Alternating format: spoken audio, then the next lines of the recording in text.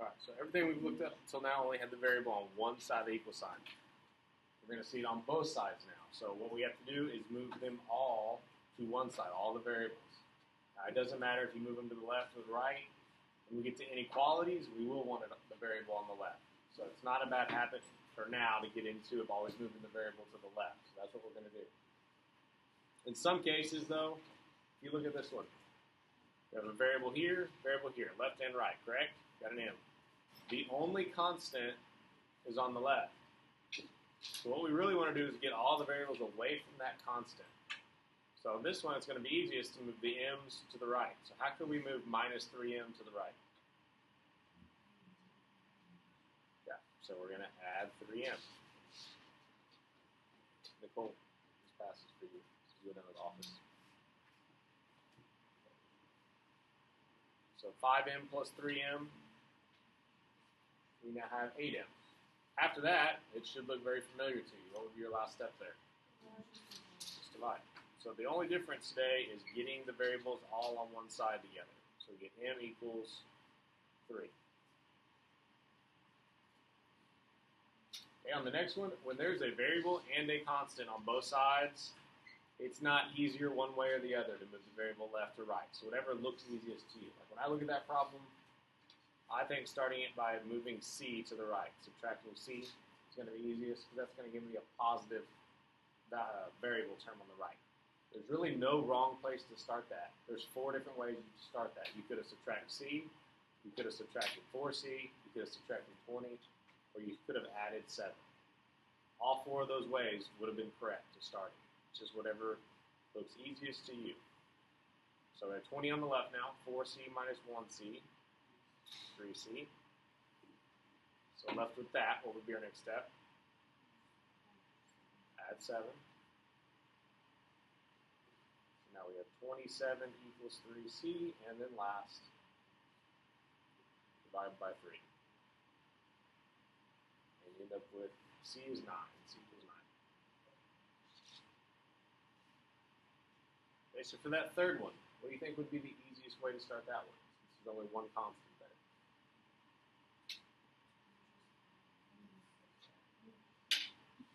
You guys aren't fast. Yeah. So if the constant's on this side on the left, let's move the variables to the right. So I'm going to subtract 3x. So negative 2x and negative 3x combine to be negative 5x. And now all I have left, divide by negative 5. We get x is negative 1. Yes, sir.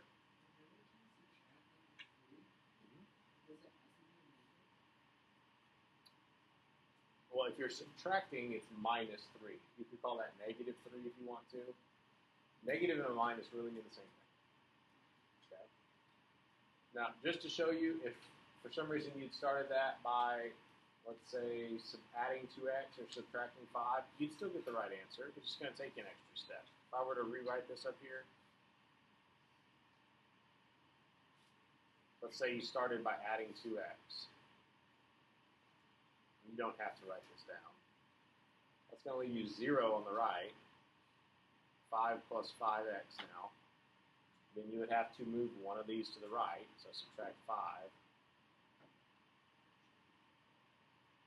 And then you divide by 5, and you're still going to get negative 1.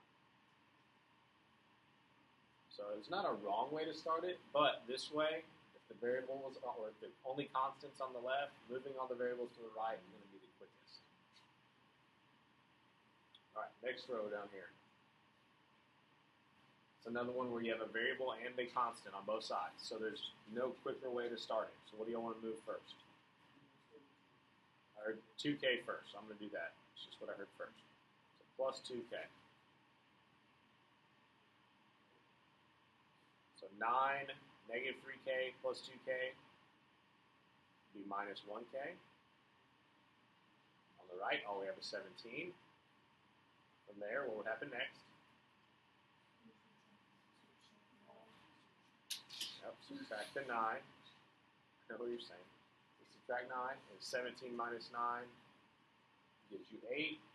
Now we're left with negative k. You can't leave it negative. Change your signs. If negative k equals 8, that means positive k is negative 8.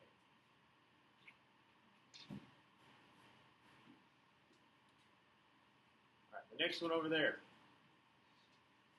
First thing you want to do there on the left side, we have like terms. If you have like terms, you can combine. I would do that first, always. So 8x plus 2x gives me 10x. Before you start moving things from one side of the equal sign to the other, combine your like terms. Okay, from there now, since the only constant is on the right, that negative 10, move the x's to the left. So I'm going to subtract 15x. So what is 10x and negative 15x combined to be?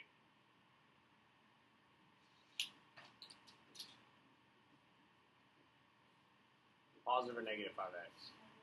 Negative 5x.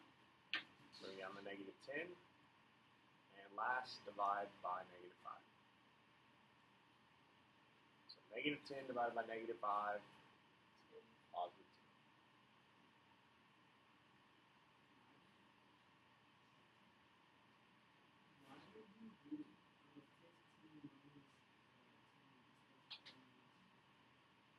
We did do 10 minus 15.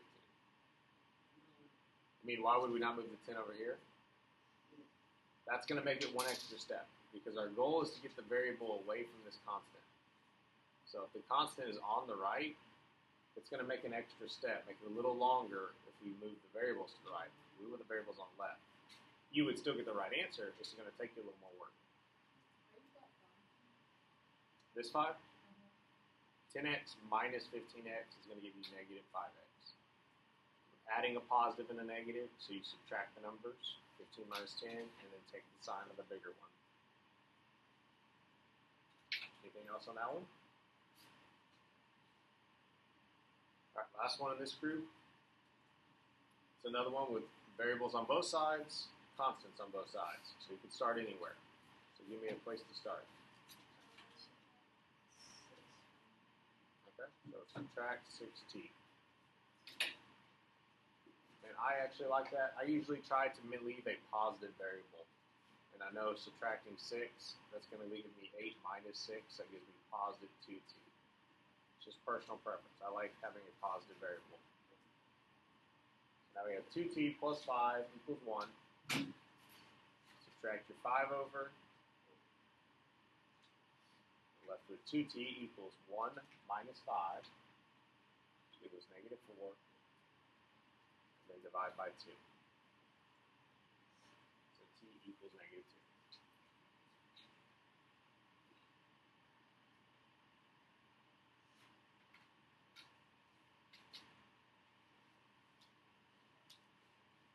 Right, so as we move over to the right side of this page, all that we're adding to this is an extra step of having to distribute in the beginning. As far as moving the variables around, everything else is the same.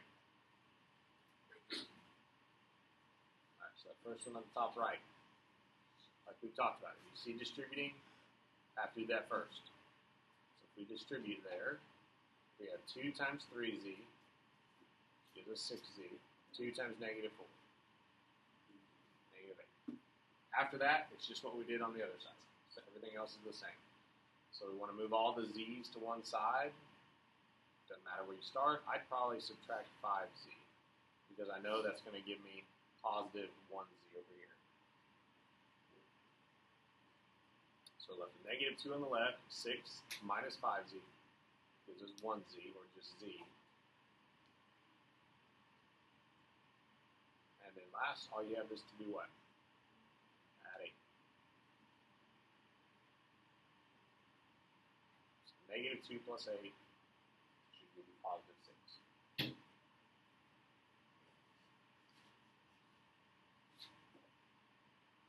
Same thing on the next one. We're distributing 5. So what is 5 times a? 5a, yep.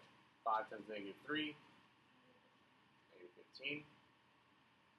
Same thing like the other ones now. Move all the a's to one side. Doesn't matter where you want to start.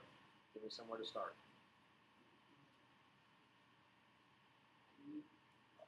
You want to move 3 first? We can do that. Minus 3. Like I said, there's no wrong way to start this from there. So it gives us negative 4a is equal to 5a, negative 15 and negative 3 combined to be negative 18. So now we got the constant on the right. From here, there is a good path to go to that would save us time. We're going to move the a's to the left now. Once you make that first decision on where to start, it kind of leads you on the path you want to go to as far as the next steps. Okay, negative 4a and negative 5a. Negative 9a, yep. Equals negative 18, and then divide by negative 9. You should get a is 2.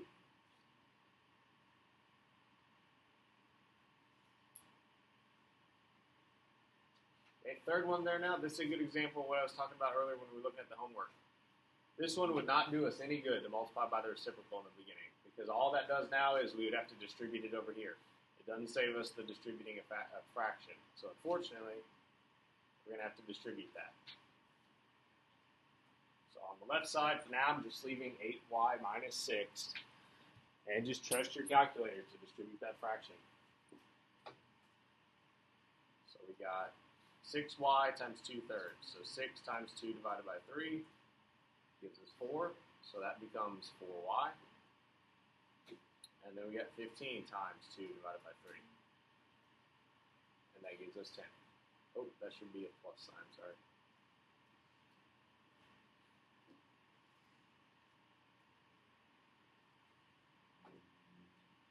Alright, fraction's gone now. Looks a little easier. So where do we want to go from there? Move the 6, I heard. Okay.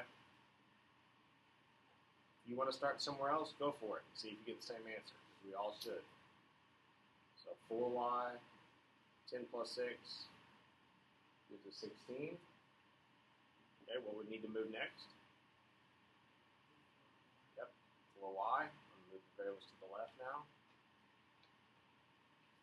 So 8y minus 4y gives you 4y, and on the right, all we have left is 16, and then last, divide by 4. And you get y is 4.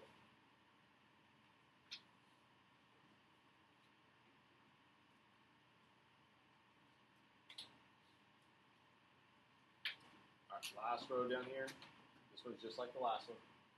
You're distributing a fraction. So 1/4 times 16. What's that going to give you?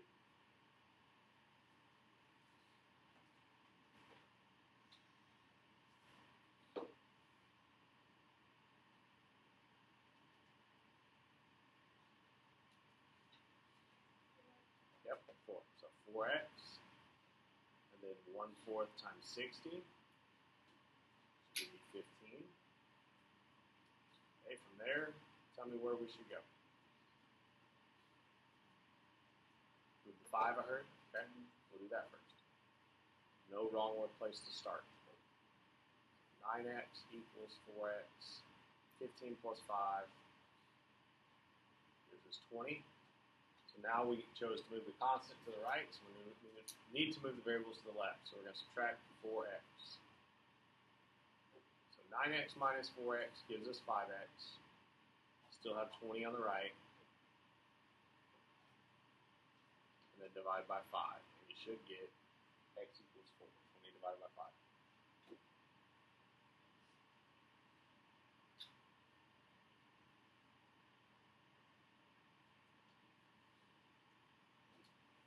Alright, last two. No fractions on these. A little easier. So all we're distributing here is a 6. So what is 6 times a? Yeah, so 6a, and then 6 times 4, 24. So this problem only has one constant, and it's on the right. So what should we move first here? Yeah, I heard the 6. So we're going to subtract the 6. Subtract 6a.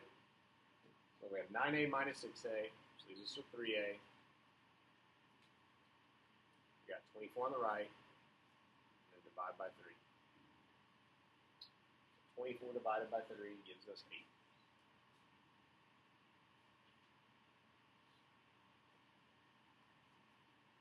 All right, and the last one. Distribute again, distribute it 2. So we have 5h minus 7 equals 2 times h, 2h, 2 times 1, 2. Okay, from there, where do we want to start?